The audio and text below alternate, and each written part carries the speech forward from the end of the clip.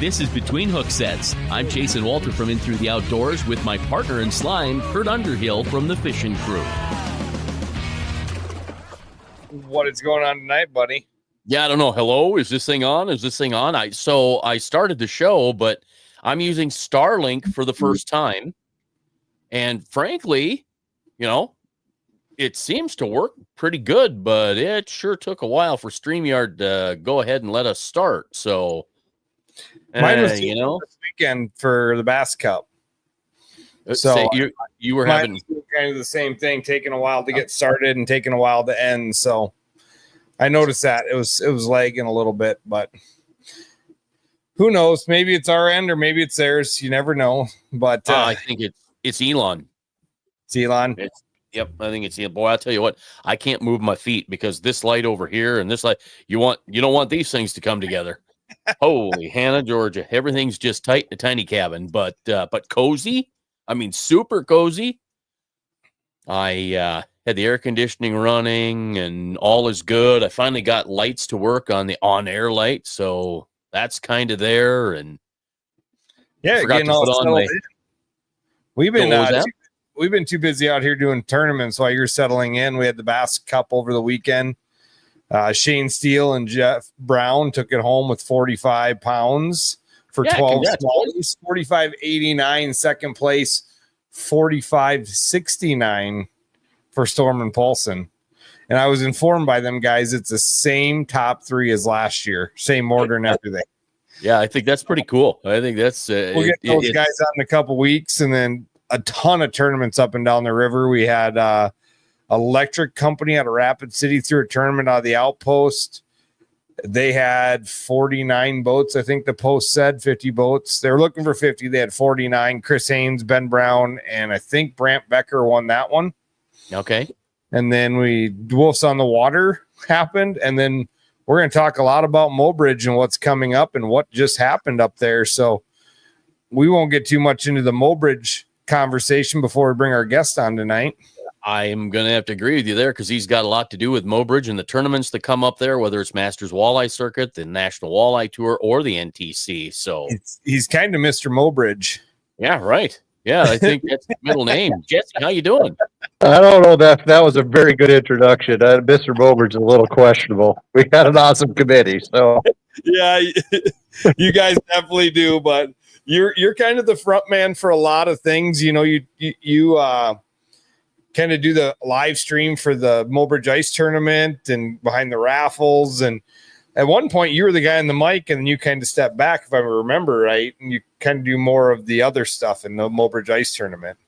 Yeah, we do a little bit. I mean, that tourism committee, we kind of hop in whatever roles that we need to get taken care of. And as you guys have seen and now witnessing and doing your podcasts, we got to get technology behind us and get the word out. And I guess I'm one of the younger guys yet of the group, so that fell on my shoulders. So that's what happened there. Yeah. But that's not such a bad thing to have happen. No, it's so much fun because once you figure it out, they change it. Oh, for sure, absolutely. You're like, I got it dialed in. We do this weekly. You do it a couple times a year. I can't imagine. We call those IT issues, and sometimes we fix them, and sometimes you just make that post of we're having IT issues, and it is what it is. Yep. Everybody has them. That's the one thing that I have learned. I don't care how hard you try to not have some sort of digital glitch. It's going to happen. I'm telling you guys, like when Jeff Kelm at MWC is one of my favorite dudes. We work really closely together, and we spent about $20,000 to develop Walleye Way. Our tourism committee did, and so we piped in electrical. They got the 220 hookup. Fishing crew will be able to hook right into it. We have Wi-Fi out there. WRT is a great partner of ours. They provide it for free. We're getting ready to launch. Weigh-ins at 3:00. Go live. No internet. And we're just like, what is going on here? I mean, everything worked. We test ran it. Everything is good to go. And then I go over to the box, and the router's sitting inside this metal box, and it just got too hot. So we had to, we got it fixed. Thankfully, they were able to stream, but it's little things like that you just don't plan on. Yeah, it's the little things. I mean, what Sharp Showdown last year, we lost power to the trailer because somebody unplugged the cord right before weigh-ins. And then all the Starlink goes down, and Starlink is amazing. We've had it for like 3 years and it works great, but it doesn't click on like that. It takes a few minutes to reboot and find itself. And so we're like trying in the middle of weigh-ins and somebody unplugged the wrong cord, and I'm just like, nobody unplug cords ever again. Yeah, nobody touchy. No touchy. If it's plugged in, it's meant to be plugged in. Leave it alone. Right. So, I mean, it never fails. We'll do something, and then we've had it where we'll do lives on the water during the day. We've had it to where we send the link to the fishermen on Saturday, and then on Sunday we send the link, and all of a sudden you need a magical app to use it. And on Saturday you didn't, but Sunday you do. Well, yeah. Makes total sense, right? Yeah, but no. So big weekend last weekend in Mobridge. You guys had fishing tournament, Indian relay races. You guys, have an amazing committee, amazing little community. Tell us about all the things that just happened in Mobridge, and then we're going to get into what we're coming up to talk about for coming up. Yeah, so you hit the nail on the head. Our community, and we get the comments a lot of everything that goes on in town for a population 3,200, 110 miles from the nearest Walmart. Like, how do you do it? And another guy in my office, John Dady, we were talking. He's actually the president of the Rodeo Association, so we were comparing notes. And we had Indian relay races here Saturday, Sunday. They had 2,300 people go through the gates up there, and then in the meantime, down at Walleye Way, we had MWC. It was great. We talked, Kurt. I thought, 22, 23 pounds a day. That should do it. That should get it done. I underestimated the sticks, and they absolutely. I couldn't believe the horses that came in. When I looked at, I was watching weigh-ins on Friday, getting set up for, Thursday they start, or Friday, Saturday. Friday, Saturday. Yep. MWT is Friday, Thursday, Friday. So I was watching weigh-ins Friday as we're setting up, and I'm like, there's no way. Like a 25-pound bag came in. I'm like, they got it. Oh, for sure. 25-pound bag come in. I'm like, what? And then I look at the result after a while. I'm like, 22 pounds to make the top 10. Insane, right? Insane. And that one of my favorite stories from the weekend, my little man, he's not little anymore. He's going to be a sixth grader.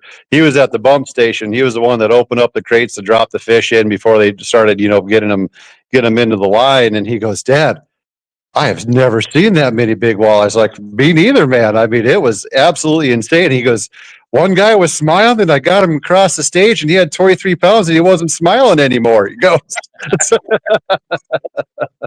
Well, was the NTT a couple of years ago? I've never in my life seen so many big fish. Right. Yeah. In that tournament, we love hosting all of them, obviously. At the NTC, that's a lift. That definitely brings all the committee. The volunteers that come in and put in the time to get everything set up. That's a fortunate thing that we have, I think, in Mobridge, is everybody rolls up their sleeves. We know there's something going on. That's the thing that we hear from our anglers is, we have the shuttles down at the docks. We make sure that the parking's there. I fished some tournaments. Everybody's fished tournaments where you've got that long line. You're like, am I ever going to get in the water before I have to launch? And, after day one, I chuckle, because after day one, day two goes like steam. No issues, nothing going on. Everybody knows what the program is. But even on day one, with the amount of volunteers that we have at the docks, to make sure that we're getting shuttles, getting them out back down to the docks when their partners are picking them up. They just really do appreciate it and save some steps. And it makes a big difference when we're hosting these tournaments. Well, and it's just the little things like that, right? Like giving them a ride, even if it's 100 yards, right? Or even if they turn it down, but you offered it. Little things make people remember those events. I couldn't agree more. Ramp across the field to get to your trailer. Right. And that's even at Walleye Way, where our weigh-ins are, we had to park the anglers a little ways away, and you just never know how many are going to stick around, right? A lot of them will be. Some of them will just leave, and some of them want to watch the whole thing. And we made sure we had 3 or 4 shuttles ready to go, just to bring back the participants after they dropped off the boat. And about 50% will get rides, 50% won't. But you're right; it's the it's the gesture. It's the we're there to help, and we're happy that you're here, spending money in town and supporting our community. Well, it's just a friendly hello or a good morning or a smile to them, and that can change their whole day. You know, Absolutely. we do with all the side by side. We have goes a long way. Baseball parents running them around and kids running them around, and they're so tickled pink. Yeah, it is absolutely like them little things make it happen. And Mobridge has always been that community that I've watched and went, wow, they welcome the outdoor activities. Oh, we'd be silly not to, right? I mean, next to agriculture, that's our biggest reason why we're here for our economic development. And so we've got to make sure that we put our best foot forward and make sure that whoever's coming, whether it is for the rodeo or Indian relay, or if it's just a family camping, that they're here having a great time and get that South Dakota, hospitality. Well, you said something earlier on the show that, 3,200 people and 110 miles from the closest Walmart. But I've been up there and we went up there for the 1 year, years ago. We came up to fish Denny Palmer, forgot our grill. I could go to Runnings and get one. It wasn't like I was stuck, right? Right. Yeah, there's still stuff in town to find. You may not get that special syrup you want that you can get at Walmart, but you can get pretty much everything you need right there in town. And we do look at ourselves as, we are a little mini hub. Is there's no ifs, ands, or buts of what's going on in North Central South Dakota, and we have two great grocery stores. We've got Runnings, we've got the dollar stores, we've got gas stations, everything that a person really needs. And it's a little bit of an adjustment, and I know there's Amazon boxes that get dropped off from time to time, but beyond that, we're pretty self-sufficient. I would say there's more Amazon boxes in big cities dropped off to some of those people than there are in Mobridge or even Peter. I know there's quite a few Amazon boxes that come here, but you go to those big cities and you drive around and there's just Amazon boxes everywhere. And I'm like, why? You could walk down the street and get it. Right. No doubt. Sometimes you need a new metal detector, and you're just not going to find one on Main Street in Mobridge. I'll get gluten-free food at the grocery store, but I'm not going to get a metal detector downtown Mobridge. That's for sure. Yeah, exactly. How do you stay away from that stuff? I've been there a few times recently, and I've just been amazed at whether it's the cafes. Even you look at the banks. You've got a big Dakota bank there, and there's so much there for Mobridge. It's crazy. It is interesting, and when I travel for my job and we have the conversation about Mobridge, we've got 4 national banks, we've got Farm Credit there, we've got 2 great CPA firms, 4 or 5 attorneys, a couple insurance agencies. It's a very unique community. See that matters. Oh yeah, sorry, just one only matters, but yeah. No, but it is all of our volunteerism and with showing up, and you brought the ice fishing tournament. That's 130 volunteers that it takes to pull that off, and everybody does it willingly every single year. It's not really ice fishing season, but let's touch on that very briefly. Probably on later in the year to talk more about it, but. How many years has the ice tournament been going on, and what is your dollar amount? You have 526, is it, for teams? Oh, we're north of that now, man. So we this last year was our 25th, so 26 coming up for January, this next year in 2026. This year we'll be at about $300,000 worth of cash and prizes. We'll rock 576 teams, so 2-person teams, and we'll just have a good time again. One of these days, there's going to be a bigger building built, because that's really, building and lodging is the only 2 things stopping you guys from having 1,000 teams there. Oh, 100%. And I'm sure, I hope I get back on, and we'll talk about it leading up to it. But we have that lottery every single year just to get into the tournament. We'll have, about 90 spots available for the lottery side. And we'll have about 700 to 800 to 1,000 people apply on the lottery just to fish the tournament. So it tells me the demand is there. Yeah. Oh yeah. No doubt. It's nuts. It's something impressive. I've been up there quite a few different times, fished it a few times over the years, got lucky to get in the lottery. And you guys do a hell of a job with it. And the prizes never cease to amaze you. And Yeah, you guys do a great job, from the food to the drink to everything, welcoming people into that town. I can't believe how many people stand outside in the freezing cold for you to unlock the doors outside the arena. It blows my mind. I'm not insane. I'll come and stand by the bar all night. I don't need to have a seat. It's utterly insane. And it is one of the jokes that we always have is, well, are we going to have 50, 100, 150 sitting outside to rush the door at 5:30 when we open them up? What I want to know is how many try to ride that walleye in the winter. I honestly, I was thinking about, like, we should almost do a contest of, it reminds me of, Christmas Story. And can we have someone stick their tongue to it and see what the raffle is and do a fundraiser off of it? I think it'd be great. It'd be all over social. Right. You just blow it up right there. Yeah.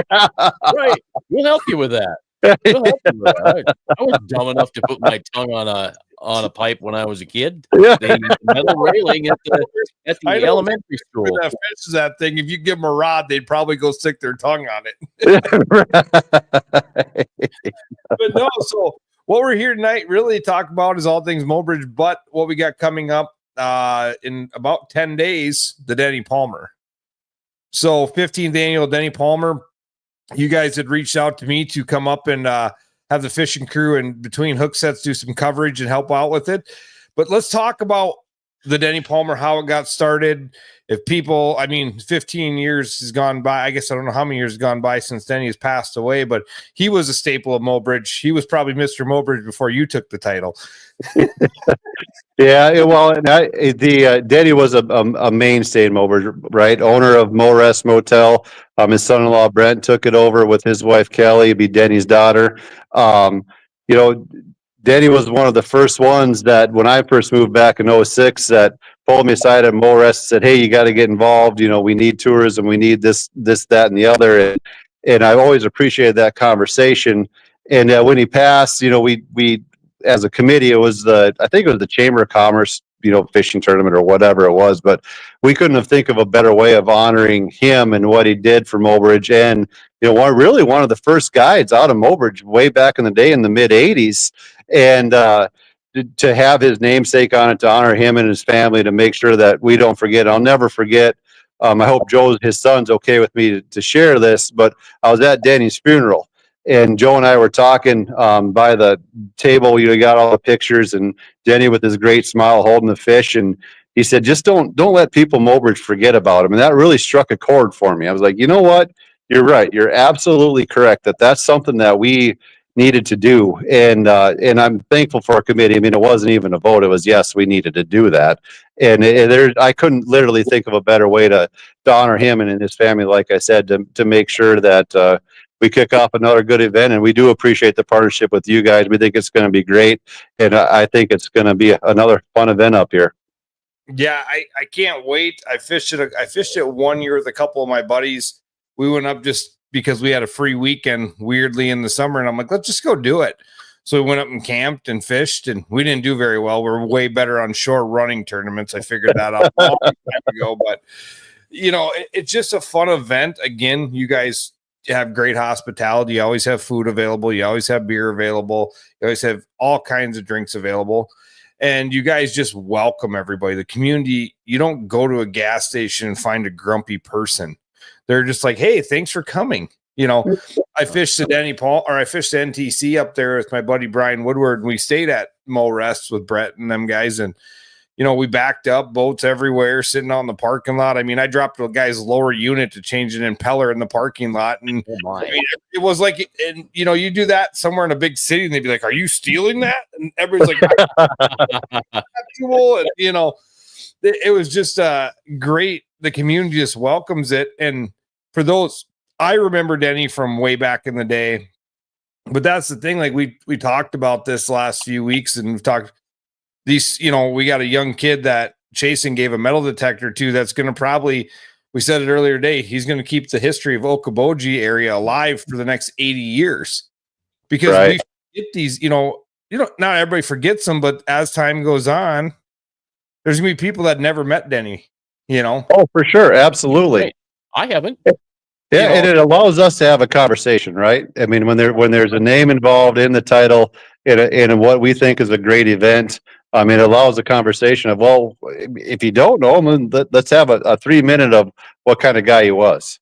And you said it, and I completely forgot about it. But you said his smile, and that's like when as soon as you said that, I'm like, yeah, that's one of the things I remember about him. He was always smiling, always happy, and he was just a good guy all the way around. And he, like I said, he truly cared about the area and was a guide up there. But you'd stop there and he'd tell you things.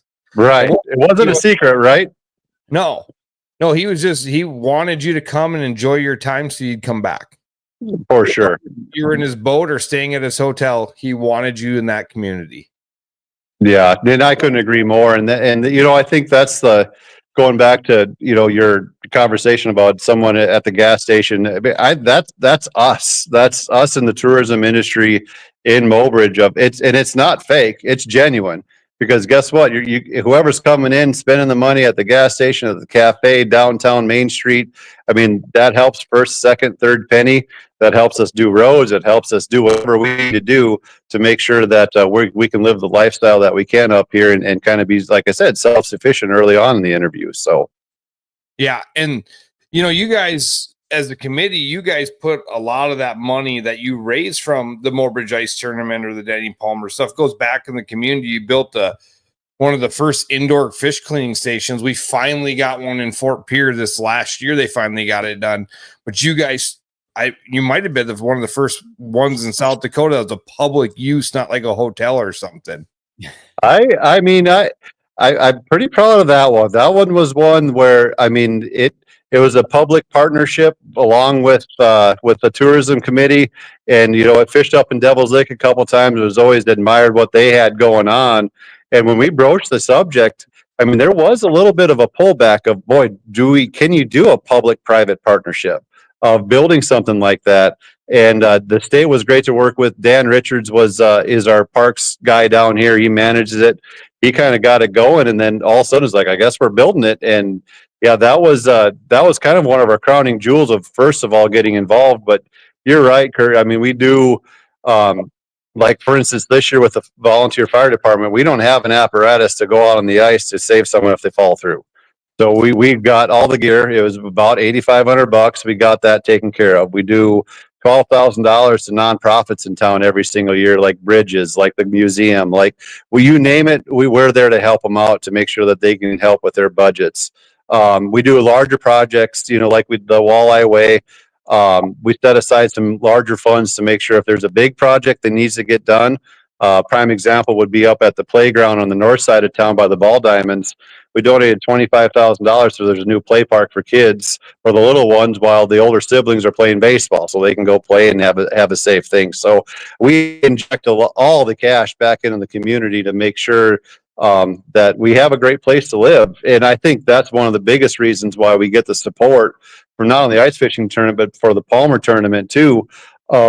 It's not like we're pocketing the cash. It's not like the chambers, making bank off of it. It's a turn and burn. We're injecting it right back into the community, which is great. Like you said, you got the park for the kids. So it's not just sticking with the fishing side of the world, but it's also like, hey, we need this for outdoor activities or whatever to inject it in the community, and people get to use that stuff for years to come.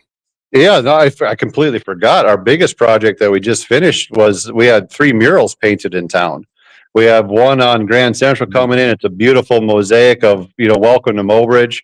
We've got it's about an 80-foot mural built on facing Sheer Howe now that has, different buildings that were, important to the community. And then actually at the school, we did a big tiger over the commons area that as you walk into the gym, there's a tiger that's staring right at you. So, I mean, you're exactly right, Kurt. It's not just outdoor related. It's what can we do for the community? Yeah, to keep the place fresh. And I mean, 3,500 people, you don't feel like the community's that small when you're coming from out of town. It feels a lot bigger. I was going to guess you're pushing 5,000. I had no idea it was 3,500. Oh yeah, it feels that much bigger when you get there, but it's not like overwhelming. And I mean, gorgeous campgrounds. I mean, we've stayed out at Indian Creek. That is absolutely gorgeous out there. Or even across at the casino area over there. That's a nice campground out there. They do a great job over there for sure. So you guys got activities, and that's the one thing, like the ice tournament, like I told you earlier. Size of your arena and hotels are your two things that are probably stopping you from having 2,000 ice teams. Hey, we'd tackle it if we could, but we're also pretty dang comfortable we know what we're doing at 576, at least for this year. Yeah, I was going to say, I think you're probably super comfortable at under 600. Yeah, correct. 2,000, and you're talking, that's some serious time across the stage, right? Oh yeah, for sure, absolutely, yep, no doubt. And I'm glad we kind of brought back the ice fishing tournament. That's kind of the quintessential piece with the Denny Palmer. If you enter into the tournament, you get your name into it to get a guaranteed spot for the ice fishing tournament. Which, right? What's that? I'm sorry. Guaranteed spot for life, not just Correct. Yeah, it's a guaranteed spot. I tell anybody that asks me about it, that is honestly the best way to get into our ice fishing tournament is come up, go catch some walleyes during the Palmer tournament. You may not, who knows if you do well in the Palmer tournament, but that is the best way of getting in the ice fishing tournament for a guaranteed spot. And like to give you an idea of what that means, every year we eBay 3 spots, and I don't know if you guys have seen that on social or not, but every year we eBay 3 guaranteed spots, and they range in price. But this year was economy must be good, because one went for $5,500, one went for $5,800, and the last one went for $7,200. And that's just to get in, and then you still got to pay your entry fee year after year. But that's just to get that guaranteed spot to fish our tournament. Yeah, that's how much people like it, or I should say love it, right? Right, correct. I mean, even if you have a bunch of money in your back pocket, dropping $5,000 to $7,000 just to get a spot in an ice fishing tournament, got to be a hell of a tournament. I don't know what the secret sauce is, besides we love having a good time Friday and Saturday. We take care of our people, and we are very efficient with our time. We are very cognizant of getting things done and not making people sit longer than they need to be. And yeah, and you guys have it set up. You go to the fire hall, you pick up your bucket in the morning. The one year I fished it, I'm like, this is going to be a mess.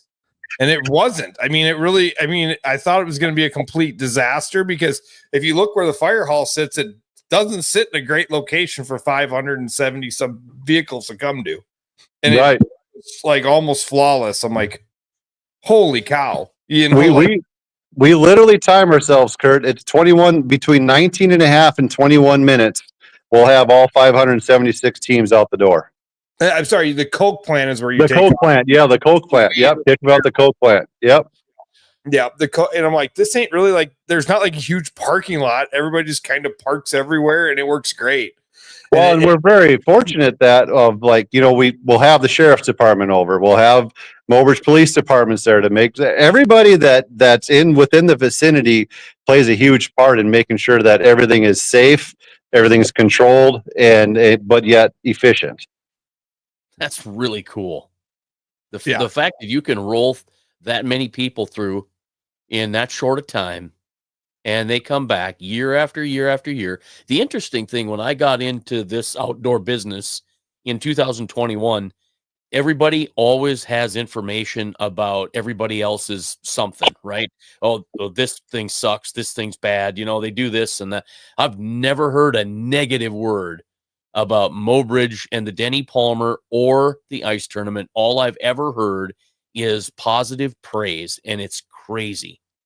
We appreciate that. That means a lot to us. It just shows that, we do have a commitment to our visitors. We do have a commitment to making sure that things go off without a hitch. And, on the backside, we may have known that we might have messed up here and there, but forward facing, we're still rocking and rolling. I tell the staff every time at an event, the building can be burning down behind the scenes. As long as up front they have no idea what's going on, everything went perfect. Yeah, for sure. Absolutely. Yeah, no doubt about that. You can have the whole world burning down behind the scenes. But the perception is everything is perfect. It's perfect. We call them kumbaya moments. We just got to take a step back, sing kumbaya around a campfire, and then go get after it again. There you go. So, let's talk. I mean, you probably don't get as fishing as much as say your old man, but what is fishing like up there? Obviously, we saw 50 pounds for 10 walleyes win the MWC. When we were up there for the NTC, it was huge weights, but the slot fish were not there. I think there was one team that brought a limit in the NTC all 3 days out of all 258 teams that were there. But that doesn't seem to be the case anymore. I think it's interesting. My pulse on the reservoir is Dad. I mean, he tells me kind of what's going on. He's been fishing guiding since '89, so he kind of helps me figure out what's going on. And I'm first going to say I'm pretty dang fortunate. So when I do get to fish, I know what depth, how fast, where they're at. I already know where the coordinates are. I just go out and do it. But I would say the reservoir system is unbelievable right now. I think the health of it.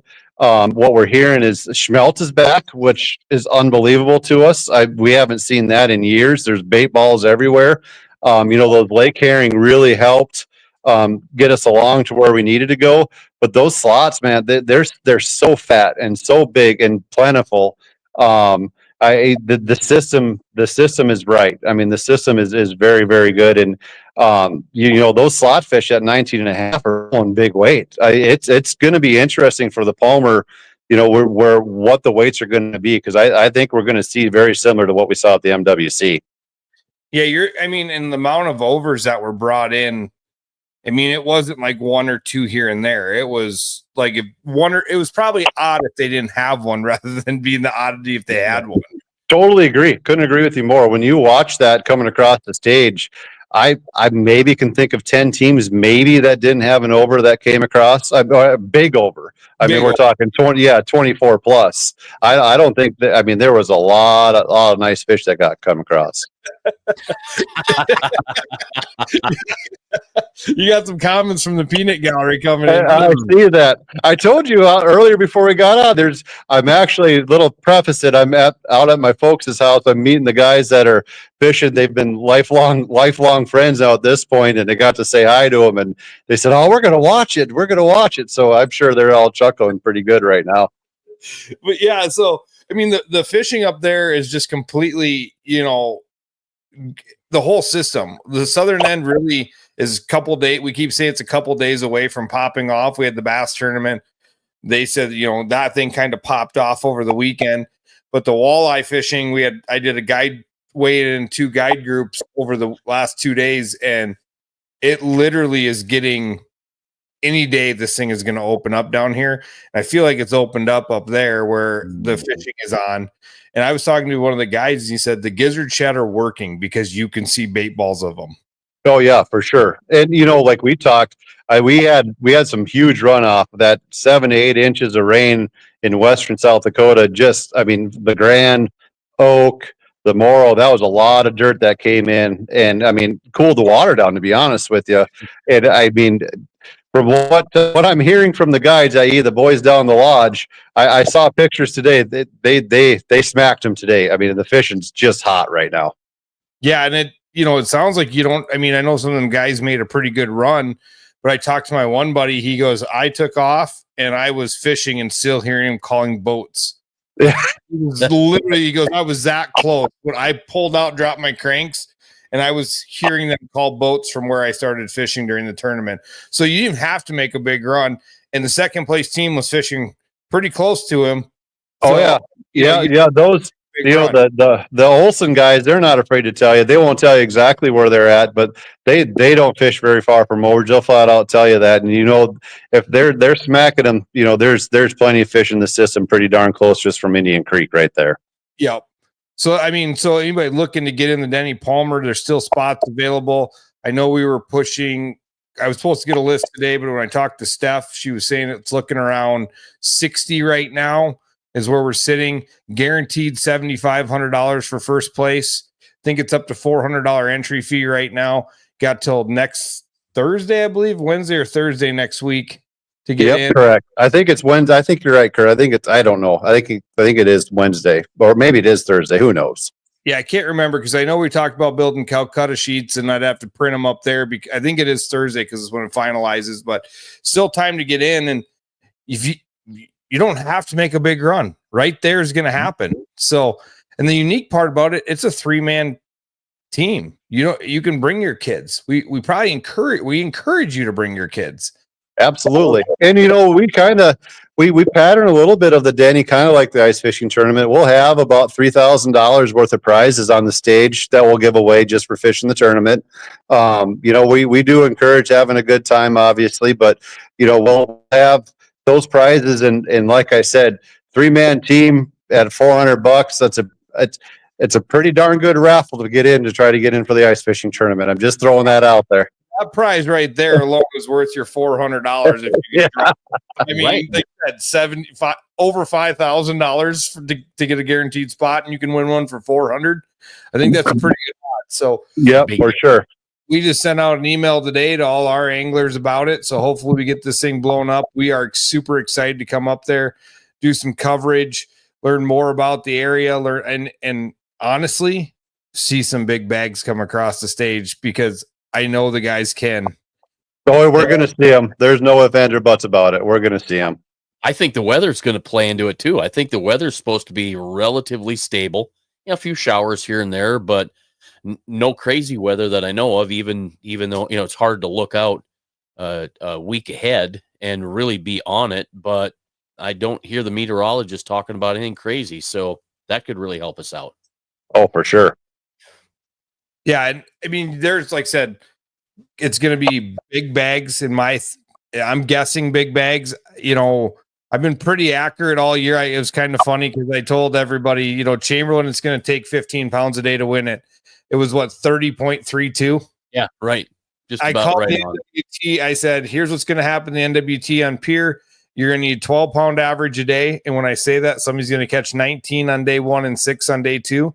I never expected Bobby Crow to catch 21 pounds on day 1 and 4 pounds on day 2. So I missed it by 2 pounds, but I was pretty dang accurate.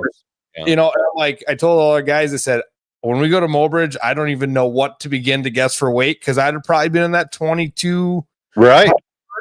But after that last tournament, I can't fathom a 25-pound bag coming across the stage. Well, Dewey's his last day too was 27 pounds, I think, coming across. Yeah. That's monstrous. They threw a 29 and a quarterback first fish of the day. Like, what? That was gutsy. That was damn gutsy. Those boys got it. They've got dialed. Them guys know this body of water. They are very, very, very good fishermen. But I talked about a dozen people. I'm like, I don't know who would do that. Like, how you could, because there is such a huge risk that the next one isn't coming. Oh, for sure. But wow, They had to been damn confident. And then old Marble Eye magnet Max Wilson. It does not surprise me that he caught a 14-pounder. That guy can just catch big fish, right? It was amazing. I loved his Facebook post. I don't know if you guys saw it, but just how magical Lake Hawaii was. And that's what we're here for. And yeah, you do pay a little dollars to get these tournaments up here, and you do the song and dance and make sure that you're hospitable. But what we don't see is the impact on social media. What we don't see is the talk of what happens post tournament. And when guys like him throws up of, boy, this best fishing of my life, got my PB on Lake Hawaii, that's a big deal. Yeah. There's just big fish everywhere up there, and there's good, like I said, the slots are weighing. Even if you bring in, Dewey and Tyson bring in 2 10-pounders, right? So 20 pounds and 2 fish. Their other slots had to go, almost 2.5 pounds a piece, 2.25 pounds a piece to make 27 pounds. That's very healthy fish. Oh yeah, it's good. I am excited. I'm excited to see him come across your stage, and I don't know. I'm with you. I don't know what it's going to be for winning. It's a 1-day tournament, so it's going to be interesting. Yeah, anybody's game. And there's different mentalities on that, because guys, 2-day tournaments, you got to have a consistent weight day one to come back day two. But when you got a 1-day thing, these guys could swing hard, and some are going to hit out of the ballpark and some are going to completely fall out and miss and pop fly, and it can be nothing. But we could see a 26, 27, maybe slightly bigger. I mean, you put a 14-pound fish with Dewey's bag and Tyson's bag. What do you? Right. Over 31 pounds. Right. Just insane, right? And that's what, visiting with buddies in North Dakota, they were like, oh my gosh, they were huge weights. I said, and remind you, that's only 2 over 20. That's all come across the scale. Yeah, they're like, holy, it's not like the Big Muddy or something like that up in Bismarck where they're all over 20s. Yeah, I mean, you think about that. That's a good point. 2 over 20, and you're weighing 27 pounds. It's not like North Dakota where you can have 5 overs. Right, exactly. It is what, wow. It's like I said, the slots are weighing good and the big fish are healthy. For sure. I just don't think people put that together. The fact that you can have the 2 big fish and the other 3 have to be under 20 inches. And at this point, I guess you're looking at Francis Case, you got Sharp, they've got 3-pound 19 inchers, and obviously Oahu's got them too, and you certainly have them up on the northern end, no doubt. So it could be very interesting. I'm excited for the weekend because, well, actually for the day, Friday and Saturday, because we've done so many 2-day tournaments that it's just going to be fun for a change of pace to do 1 day, all in, all done, boom, just like that. And the crazy thing is 15 pounds could win it, or it could be 35 pounds. Who knows? Right. Exactly. That's cool. That's you had a third person in that boat. So there's another element to it of adding the third person in the boat. Yeah, that's like true. You got 2 more lines in the water. Who knows what could come in. I'm pretty excited to be up there and do it. We're honored. Like I told the committee, honored to be even asked to come up and do it because you guys do such a wonderful job with everything you do. And we hope we can live up and, upgrade this thing over as years to come and continue to grow it and get it back to 100, 150 teams. And, I always tell people we can do everything we can. We can promote, we can run a good tournament, but there's water level, fishing, and weather. We can't control those 3 things. Correct. Couldn't agree with you more. And right now, the water level is a little low, but it's coming up. It's not crazy low. The fishing is good. We just got to hope that weather plays to our advantage. Yeah, right. No doubt. We got 2 out of the 3 handled, which always, So just nobody look at the weather for a week. Yeah, right. My rule, I'll tell you right now, Jesse, and Chasen can vouch for this. I look until about the week out, and then as soon as I get a good forecast, I quit looking. I drive insane looking because every hour I open it or every app I open different. By the way, I have 14 of them on my phone for weather. They all say something different. Once I get a couple good ones, I'm like, I'm done looking. You're like, set. What look like? I don't know. Don't tell me. I'll look Friday. Right. Yeah. Yeah. I don't blame you. How I find out what the weather's going to be like the first morning of the tournament.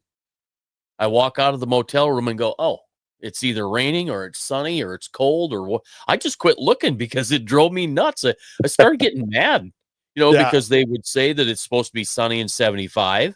And then we get to the Palmer and it's sunny and 42. Right. Or cloudy and rainy and snowing or whatever. And I'm like, well, what? So I just quit looking, and I think it's smart when it comes to fishing. Just stay away from the weather. Go ahead and shut her down. See what the wind. You can already look and go, well, I guess the wind's coming out of the west. We better go find a quiet bay and deal with it, right? Right. I had an old buddy down here that passed away a few years ago, and his old thing was, how you tell what the wind's going to be on Lake Oahe? And I said, no. He goes, when it says 15 to 20, add it together. Yeah, that's true. That's what your wind's going to be.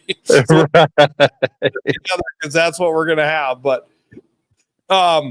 so still time to get in. You can go to Mobridge Outdoors, and what is it, Mobridge.org. Mobridge.org, yep, or find us on Facebook, Mobridge Chamber or Mobridge Outdoors. Both of those on Facebook. We'll have the link registration up there. We'd love to host them. We'll be ready to rock. We'll be efficient. You'll have a good time, I promise you. And you can get on the fishingcrew.com has all the information on there as well.